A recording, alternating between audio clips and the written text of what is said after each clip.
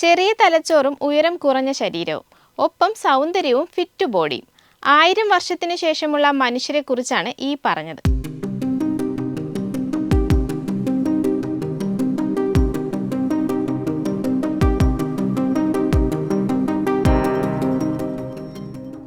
മനുഷ്യൻ ഇനി എങ്ങനെയാണ് പരിണമിക്കുക എന്നതിനെക്കുറിച്ച് ജനിതക ശാസ്ത്രജ്ഞർക്കിടയിലുള്ളത് കൗതുകകരമായ ചില പ്രവചനങ്ങളാണ്. ഉയരം കുറഞ്ഞ് അല്പം കുനിഞ്ഞ് ചെറിയ തലച്ചോറുമായി മനുഷ്യർ 3025-ലും ലോകത്തുണ്ടാകുമെന്നാണ് ശാസ്ത്രത്തിന്റെ പ്രതീക്ഷ. ആ സമയം മനുഷ്യർ കൂടുതൽ സൗന്ദര്യമുള്ളവരും ഫിറ്റ് ബോഡി ഉള്ളവരുമാകുമെന്നാണ് ശാസ്ത്രജ്ഞർ പറയുന്നത്. ഇണയെ തിരഞ്ഞെടുക്കാനുള്ള മത്സരവും സാഹചര്യങ്ങളോട് ഇണങ്ങിയുള്ള ജീവിതവുമാണ് മനുഷ്യനെ കൂടുതൽ സുന്ദരന്മാരും സുന്ദരികളുമാക്കുക.